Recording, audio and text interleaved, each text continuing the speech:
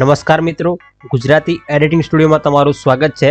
તો આજે આપણે તમારી સ્ક્રીન પર તમે જે પ્રકારનું સોંગનું પોસ્ટર જોઈ રહ્યા છો તે આજે આપણે તેને એડિટિંગ કરવાના છીએ ફોટોશોપ સોફ્ટવેરથી। જો તમે ફોટોશોપ ક્યારે પણ ના શીખ્યા હોય તો આપણી ચેનલ પર એક ફોટોશોપનો કોર્સ ચાલી રહ્યો છે, લિંક આપેલી છે ડિસ્ક્રિપ્શનમાં, તે વિડીયો તમે જોઈ શકો છો। અને જો ફોટોશોપ આવડતું હોય તો આ વિડીયો તમારા માટે છે કે તમે ફોટોશોપથી કોઈ પણ પ્રકારનું ડિઝાઇન કરવા માંગતા હોય। તો ચાલો વિડીયો શરૂ કરીએ। જો ચેનલ પર નવા હોય તો ચેનલને સબસ્ક્રાઇબ કરી રાખજો, લાઇક પણ કરી લેજો અને બેલ આઇકનને ઓન પણ કરી લેજો। ચાલો વિડીયો સ્ટાર્ટ કરીએ। સૌથી પહેલા આપણે એક પ્રોજેક્ટ લીધો છે, અહીંયા તમે તમારી સ્ક્રીન પર દેખી શકો છો ફોટોશોપની અંદર।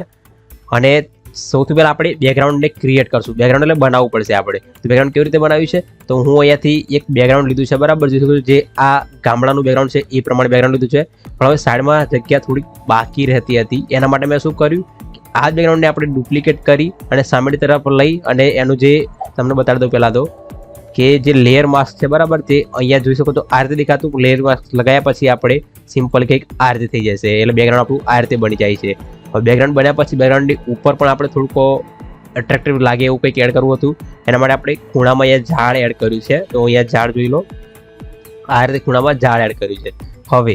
હવે અહીંયા મારે એટલે ટેક્સ્ટ લખવું તો ટેક્સ્ટ દેખાય ના એ પ્રમાણે રાખવું હતું। તેના માટે મેં સિમ્પલી ગામનું જે સાદું ઘર હોય તેવું લઈ અને તેની ઉપર બ્લર કરી દીધું છે। ટેન્શન ના લો, આ દેખાવાનું નથી, બરાબર।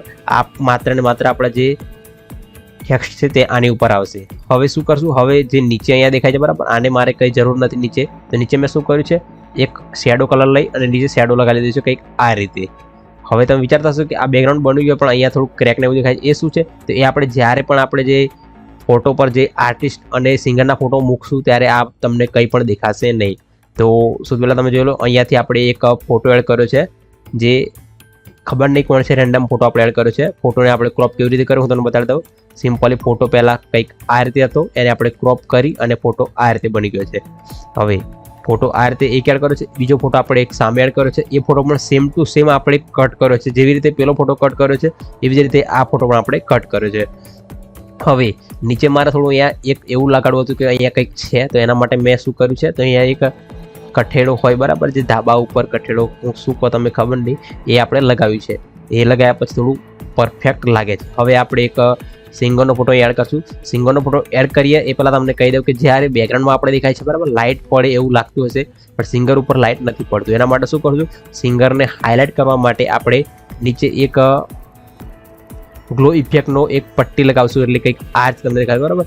આપણે બનાવ્યું છે, શું કર્યું છે, આના માટે તમારે કંઈ કરવાની જરૂર નથી। આમાં સંપર્ક તમારે એક ન્યૂ લેયર લેવાનું છે, બ્રશ ટૂલ લેવાનું છે। બ્રશ ટૂલ લીધા પછી તમે અહીંયાથી કલર પિકર પર જઈ કોઈ બી કલર સિલેક્ટ કરવાનો રહેશે, તો આપણે સિમ્પલી કલર પર જઈ આ રીતે કલર પિકર સિલેક્ટ કરી અને અહીંયા તમે જોશો થોડું મોટું કરીને અહીંયા જોઈશો આ રીતે મૂકી દો, દેખો જો આ રીતે આપણે મૂકી શકીએ છીએ, બરાબર। આને હું ડિલીટ કરી દઉં છું, મતલબ તમે આ રીતે બનાવી શકો છો। તો આપણે આ રીતે એક ગ્લો બનાવ્યો છે।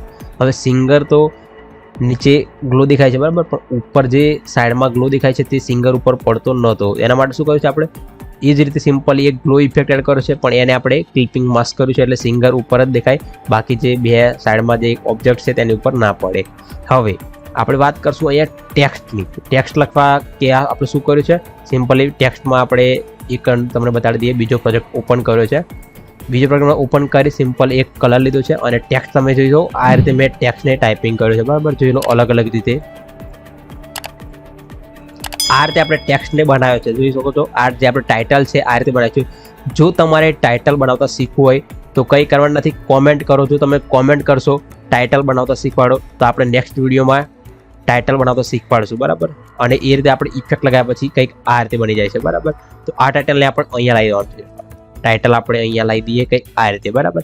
ટાઇટલ લાવ્યા પછી ટાઇટલ પણ વ્હાઇટ છે અને બેકગ્રાઉન્ડ પણ વ્હાઇટ છે, તો આપણે સિમ્પલી થોડુંક શેડો એડ કરશું એટલે ટાઇટલ થોડું ગ્લો દેખાય।